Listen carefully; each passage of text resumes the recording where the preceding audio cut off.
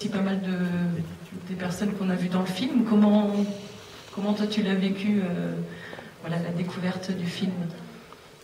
En fait, avec beaucoup d'émotion. Alors, je pense que on est encore un peu je suis encore un petit peu dans le film, donc on va essayer d'atterrir.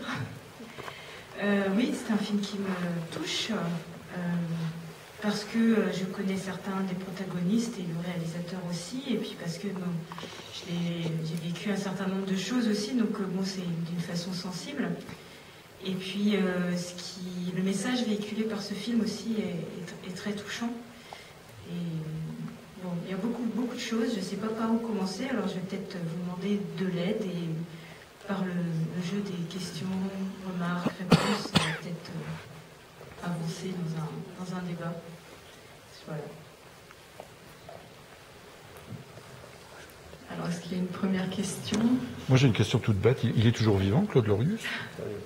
Alors, Claude Lorius est toujours vivant. Roland Schlich aussi. Et... Roland Schlich, c'était son binôme. Enfin, c'était un trinôme. Il y avait Jacques Imbert, Claude Lorius et Roland Schlich qui ont hiverné sur la base Charcot pendant l'année géophysique.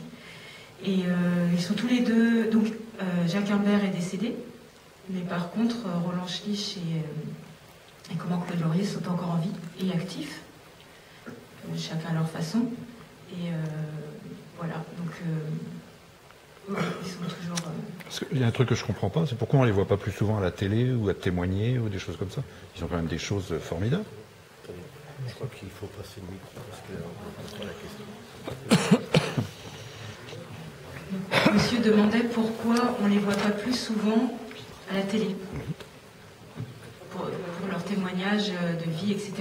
Alors Roland Schlich a fait un film qui est sorti au moment de l'année polaire internationale de 2007-2008 et ça s'appelle Enterré volontaire sous les glaces parce qu'il avait filmé, au moment de son hivernage, il avait filmé leur hivernage. Donc Roland Schlich, en fait, c'est celui que vous voyez au moment du repas avec une barbe. Donc c'est lui... Ils ont à peu près le même âge, ils ont peut-être un an d'écart, mais je ne suis pas très sûre de moi. Ils ont chacun fait des carrières différentes, donc Claude Lorius en glaciologie et comme Roland Schlich plutôt, c'est un géophysicien, donc plutôt en sismique et tout ce qui est champ magnétique. Voilà, je me suis perdue dans la question, mais par rapport à pourquoi on ne les voit pas plus souvent, le thème du changement climatique, ils ne travaillent pas sur le même domaine déjà. Il y en a un qui est plutôt dans la géophysique interne et puis l'autre qui est dans la glaciologie. Et voilà, donc c'est le sujet du changement climatique n'est pas médiatisé depuis si longtemps que ça.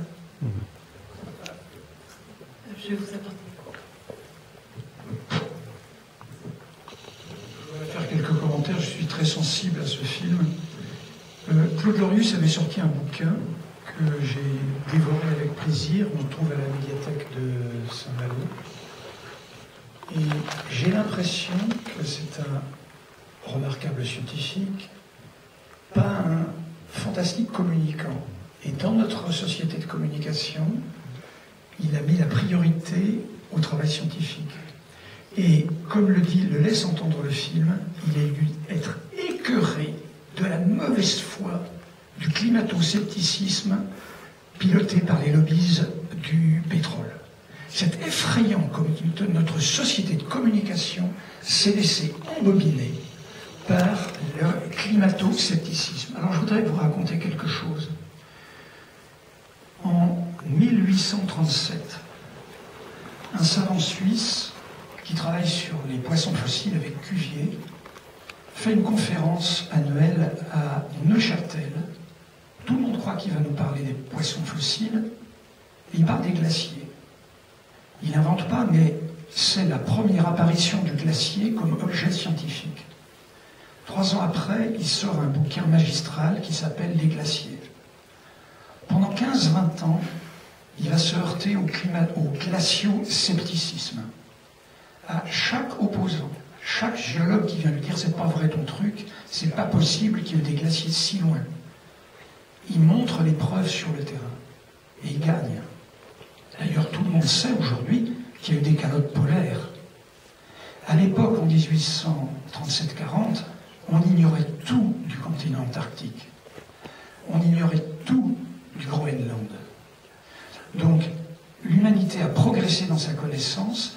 La connaissance du continent antarctique, c'est quelque chose d'extraordinaire qui nous est remarquablement montré par ce film après l'année géophysique internationale, etc. Et nous avons encore, depuis 20 ou 30 ans, des gens qui ne veulent pas laisser passer le message que nous venons d'avoir. C'est un scandale. Le dernier scandale, c'est que le lendemain de la COP 21, vous vous souvenez, pendant quelques jours, on était à se demander s'ils arriveraient finalement à faire une espèce d'accord qui serait le démarrage pour un changement de régime de toute la planète. Le lendemain, que nous racontait, le lendemain du grand succès, tout le monde pleurait d'émotion, que nous racontaient nos télévisions et nos radios, enfin la radio, moi j'écoute la radio seulement, c'est que le président de la République a perdu son temps à prendre l'avion pour aller à Brive, pour aller voter, alors qu'il aurait pu voter par correspondance et être exemplaire en la matière. C'est à pleurer de rage.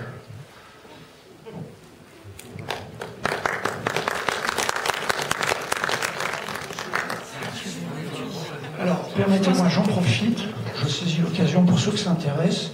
Lundi soir, lundi après-midi, lundi prochain, 21 mars, la Société d'Histoire et d'Archéologie de l'arrondissement de Saint-Malo invite à sa conférence mensuelle à la Chambre de commerce et d'industrie de Saint-Malo. C'est une entrée libre et je raconterai l'histoire de la montée de la mer dans la région et on reviendra sur ces histoires de cycle glaciaire. C'est à 14h30 à la CCI. Merci. Je pense que le message est passé. Effectivement, vous pointez un élément fondamental, c'est parfois ce manque de communication. En tout cas, on est dans une société spectacle, communication. Et effectivement, ça a dû être très très dur pour Claude Lorius parce qu'il était vraiment à contre-courant à une période des 30 Glorieuses. Vraiment, on voit bien dans le film cette puissance de la science des années 50-60, ce côté un peu démiurge de l'homme qui va sur la Lune, qui va en Antarctique, qui est capable de faire des choses absolument extraordinaires, qui l'affranchit de son état de nature. Et on est vraiment sur cette lancée encore à l'heure actuelle, et on a beaucoup de mal à revenir un peu, peut-être plus les pieds sur terre, et en plus avec des arguments qui sont assez troublants parce que, eh bien, ceux qui ramènent un peu les pieds sur terre, on est ceux qui réduisent, ceux qui rêvent moins, enfin bon, bref. Moi je suis très... Alors là, je mets pas du tout ma casquette de scientifique, parce que je pense que ce film, il est beaucoup sur la corde aussi personnelle, sensible et très humaine. C'est le paradoxe, ça je peux partager avec vous, c'est que j'ai passé beaucoup de temps dans l'océan austral en mer, et il y a effectivement énormément d'attentes et de moments où on ne fait rien finalement quand on fait du terrain. Enfin, c'est le paradoxe, c'est campagne en mer, mais on appelle ça du terrain. Et on est dans une promiscuité, on est à la fois loin de toute base humaine, où il y a l'impact humain, et en même temps on est enfermé dans des bateaux, dans des bases, très les uns sur les autres. Donc c'est ce paradoxe-là, et on a le temps de réfléchir, on a le temps de voir, on a le temps de voir notre limite humaine aux éléments, au mal de mer, toutes ces choses-là. Les odeurs qui sont citées, c'est exactement ça. Le bruit de la glace, c'est exactement ça. Enfin bon. Et le fait que quand on arrive en Antarctique, on bute sur l'Antarctique, c'est aussi exactement ça. Je me perds parce qu'il y a trop de choses, mais ce que je voulais dire, c'est que donc voilà, en tant que donc plutôt en tant qu'être humain, c'est l'utopie. On parle souvent des utopies concrètes à l'heure actuelle, d'un changement de société plus harmonieux avec la nature, etc. On dit que c'est des utopies. Et je pense qu'il y a une utopie qu'on a vécue, et que ceux qui ont vécu les 30 Glorieuses ont vécu, c'est l'utopie que l'homme pouvait complètement s'affranchir de son état de nature. C'est une utopie qui a en partie été réalisée, et on est sur cette lancée, à l'heure actuelle aussi. Et c'est pas facile pour nous en société moderne occidentale, c'est pas facile ne serait-ce que de faire stop. Parce que finalement, on ne demande pas forcément d'aller en arrière, on demande juste même de ralentir. Alors il y a un film qui va passer, tout s'accélère. J'ai vraiment hâte de le voir, celui-là aussi. Parce que finalement, on est quand même dans une société de... Bon, moi, je dis souvent, on est comme des hamsters dans la roue du hamster, et qu'il suffit juste de descendre de la roue, c'est tout. Et ce qui me touche dans ce film, c'est que quand il est sorti, je partais sur le terrain. Et donc Ilona m'avait demandé, déjà on en avait parlé. Et je partais justement en terre à Delhi. Et je suis revenue très très vite, relativement très très vite, pour pouvoir être présente à la COP 21 à Paris, et pour faire plusieurs choses dans ce cadre-là. Et pour moi, j'ai beaucoup d'espoir quand je vois ce qui se passe, pas forcément au niveau de la COP 21, au niveau des institutions, même s'il y a quand même des avancées, mais qui sont très lentes. Mais c'est aussi tout ce qui se passe au niveau des citoyens, et au niveau de cette solidarité internationale. C'est quelque chose que je voulais aussi partager avec vous, de la spécificité de l'Antarctique, qui est un continent, c'est un bien commun. Il y a deux endroits sur la planète, c'est l'Antarctique et les abysses, le fond des océans. C'est les seuls endroits qui n'appartiennent à personne. Il n'y a pas de revendication territoriale jusqu'à présent. Et ce que je voudrais vraiment, vers quoi je tends actuellement, c'est vraiment de sensibiliser sur le devenir de cet espace très très particulier qu'est l'Antarctique, et qui sera remis en discussion en 2041. 2041, c'est demain. Pour le moment, c'est une terre qui est dédiée à la science et à la paix. Et c'est le paradoxe de ce continent, c'est que les traités antarctiques, c'est ce qu'on appelle des gentlemen agreements, c'est-à-dire que cet état de non-frontière ou de non-possession à un pays ou à un groupe de pays, il est lié à un statu quo sur la non-prolifération des armes nucléaires, qui a donc donné lieu à la naissance du traité de l'Antarctique. Et en 1991, il y a eu une amélioration, un ajout, comme quoi c'était une terre dédiée à la paix et à la science, et comment dire, et qui pour 50 ans. Donc 50 ans, ça fait 2041. Et bon, voilà, donc c'est quand même dans, je ne calcule pas si bien ça maintenant, mais je crois que ça doit faire 23 ans, mais depuis le temps que je dis que ça fait 23 ans, ça fait peut-être un peu moins. Donc je vous laisse faire le calcul. Mais donc ça, c'est vraiment quelque chose de fondamental, et quelque chose qui est dit dans le film et que je trouve très touchant, c'est que c'est pas pour nous, c'est vraiment pour les enfants de nos enfants que ça pose problème. Alors il y en a beaucoup du registre du climato-scepticisme. C'est vrai que les variations climatiques sur la Terre, il y en a toujours eu.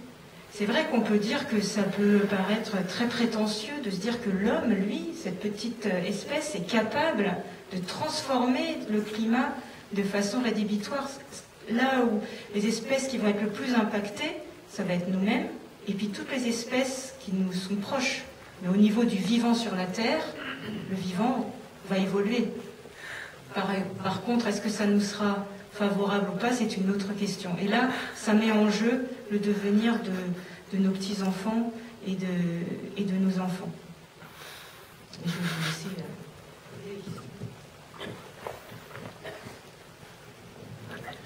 Justement, par rapport à cet enjeu-là, je voulais revenir sur l'autre versant du film, c'est-à-dire l'épopée scientifique. Et à la fois, quand Claude Lorius a pu être déçu par les non-réactions que ces découvertes provoquaient, en même temps, il a pu être aussi conforté dans l'idée que le seul moyen de faire avancer les choses face à tant de résistance, c'était effectivement une rigueur scientifique implacable. Et de ce point de vue-là, le film l'a fait comprendre cet enjeu-là, tout en mettant en scène, toute l'épopée qu'il y a derrière, et qui, dans ce champ de recherche-là, la glaciologie en l'occurrence, s'avère éminemment utile, indispensable, vu ce qui est en train effectivement de nous arriver. Donc voilà, encore une fois, c'est le versant du film aussi qui m'a touché. C'est pas forcément effectivement ce qui en sort et auquel on s'attend évidemment, puisqu'aujourd'hui on connaît, d'ailleurs on commence à être à un stade relativement consensuel, le scepticisme recule, même si les pratiques c'est différent, mais le scepticisme recule. Ça c'est quand même plutôt une bonne nouvelle. Et encore une fois, voilà, c'est de voir toute cette... encore une fois, l'enjeu de cette rigueur scientifique vue sur une épaisseur de 20 ans, c'est-à-dire l'enchaînement des manips que l'on a sous les yeux là, en résumé. C'est 20 ans à la fois d'intuition, de rigueur scientifique et d'épopée technologique avec l'histoire des carotteurs, etc. Ça, c'est très émouvant. Évidemment, ça se croise avec tout le côté humain des choses, avec lequel il garde un petit peu de distance, mais dans lequel il nous fait quand même bien plonger dans le quotidien de l'Antarctique. Ouais. C'est tout à fait juste, cette notion de rigueur scientifique. Et vous dites 20 ans, mais on peut aller à 50 ans même, hein, parce que c'est quand même cette longue durée, quand on voit là aussi, si on raccroche avec la traversée, enfin le cas de Vostok, qui commence en 1956, et donc la carotte de glace finale qui remonte à 700 000 ans, qui a Domsé. Et effectivement, donc ça c'est très fondamental au niveau de la communauté des climatologues, c'est justement d'être irréprochable d'un point de vue scientifique. C'est ce qui a donné la création du GIEC, qui est le groupe international d'études du climat, et qui est un consortium, enfin qui est un groupe de scientifiques, de climatologues, qui se sont mis ensemble pour faire un peu le point sur tout ce qui s'écrit et qui ont un regard critique sur tout ce qui s'écrit pour s'assurer et garantir la qualité scientifique de ce qui sort sur les sujets. Et le contre-pied, c'est qu'on s'épuise aussi à ça, et quand le climato-scepticisme, enfin maintenant il y a même un champ de recherche qui se développe, ou en tout cas moi je le découvre, peut-être qu'il est plus ancien de plus en plus, c'est tout ce qui concerne les controverses scientifiques. C'est pas la première, sans doute pas la dernière. Et donc c'est là où on remet le scientifique à son niveau de simple être humain, avec aussi ses croyances, ses limitantes, et qui peut orienter parfois le choix de son travail. Et c'est pour ça que la critique scientifique par les pairs est fondamentale. Donc ça c'est très juste. Et je voudrais illustrer effectivement, même les climato-sceptiques les plus durs commencent à accepter, parce que ce sont des faits, hein, on n'est pas sur la croyance, ce sont des faits qu'on peut mesurer et qu'on peut même vivre. Mes collègues de Tasmanie à Hobart, qui sont d'éminents climatologues reconnus internationalement, ils sont dans les meilleurs du monde, et pour cause, puisque Hobart est la porte d'entrée pour l'Antarctique, une des portes d'entrée, mais il y a vraiment un centre de recherche très très important là-bas. Eh bien, ils viennent juste d'être quasiment tous mis à la porte par le nouveau directeur là-bas, parce que justement, après la COP21, il a dit « Terminé, je coupe les vivres, la preuve est faite, on n'a plus besoin de chercher. » Donc, plus besoin de payer des climatologues pour étudier l'impact ou l'origine du changement climatique. Ce qui est très grave parce qu'il y a quand même tout ce qui concerne l'observation à long terme, toutes ces connaissances qui ne sont pas juste sur le simple fait factuel qu'il y a une influence de l'homme sur le climat terrestre et dans une très courte période, quoi. Donc voilà, donc ça ça a l'air anecdotique, mais bon, pas tant que ça en fait. C'est quand même...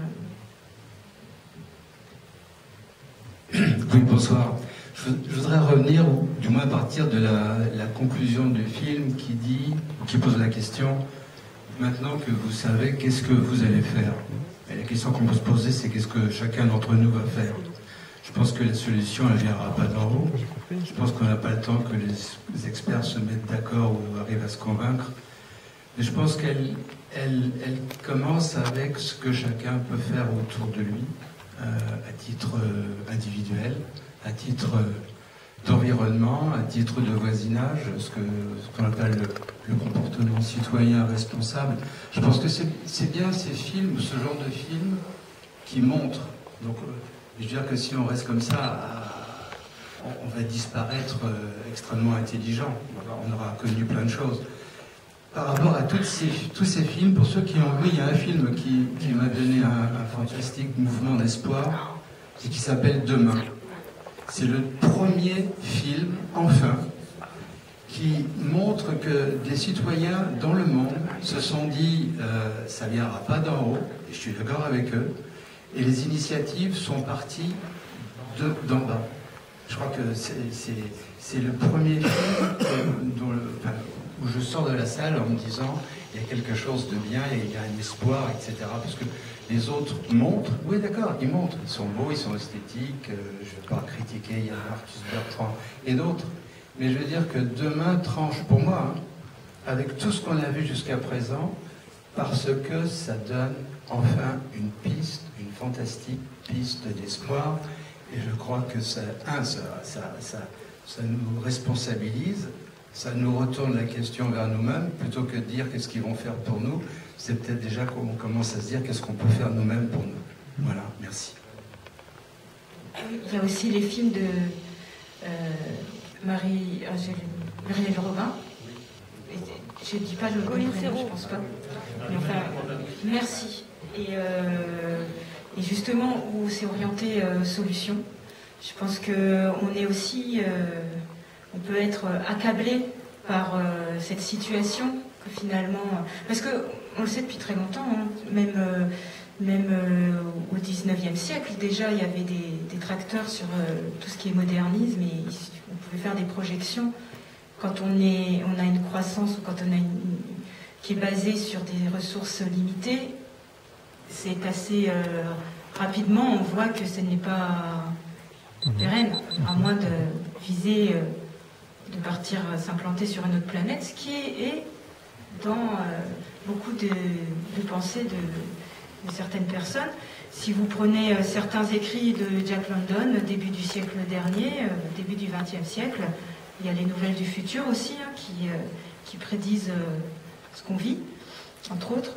Donc ce que je veux dire, c'est que il y a aussi tous les travaux des Halte à la croissance de Mido, enfin tous ces travaux des années 70, vraiment dans les années 70, on sait et on connaît les solutions depuis facile 40-50 ans. Mais ce sont des choix de société, et c'est là où je vous rejoins, c'est quelle société voulons-nous? Et ça, c'est aussi ça. Et nous, en tant que citoyens, eh bien, pour moi, il faut agir des deux côtés. Il faut agir du côté, la preuve scientifique est réfutable et comment très rigoureuse, pour montrer que c'est pas forcément une vue de l'esprit. Il y a aussi l'action citoyenne. Et dans ce cas-là, pour moi, la première force qu'on a dans nos pays, c'est quand même notre porte-monnaie et où est-ce qu'on met notre énergie et argent. Voilà, là je pense que ça, c'est un pouvoir qu'on a énorme. Et moi, ça fait une dizaine d'années que je pratique. Ça me donne une joie importante. Même si parfois je dépense plus. J'ai la chance de pouvoir le faire, sans doute. Mais en tout cas, si ceux qui peuvent le faire ne le font pas, je ne vois pas qui pourra le faire. Et puis, le film qu'on a vu hier ou avant-hier aussi, sur ce qui se passe au niveau de la ZAD, ce sont des expériences sociales fort intéressantes sur des alternatives. Et la difficulté, c'est de ne pas s'arrêter au sentiment de culpabilité. Parce que quand on a besoin de se déplacer avec nos voitures, on a besoin, pour aller travailler, de prendre notre voiture, que pour gagner un peu d'argent, on a besoin peut-être de travailler dans des sociétés qui vont à l'encontre de ce qu'on souhaiterait. Donc tout ça, il y a plein de choses paradoxales que nous vivons à l'heure actuelle, et ça fait énormément de bien, effectivement, de voir que des solutions existent, et que à chacun à notre niveau, on peut peut-être faire quelque chose. Et je voudrais revenir sur le film, parce que c'est le paradoxe de l'Antarctique, où on se retrouve dans un endroit complètement, mais rien à voir, c'est un autre monde, c'est presque une autre planète, et c'est ce qui, en tout cas moi, c'est ce qui m'a reconnecté aussi à mes concitoyens, et à cette problématique d'être humain. sur cette planète. Donc je trouve que, et l'Antarctique, ils en parlent un petit peu dans le film, à l'occasion de la découverte des retombées radioactives.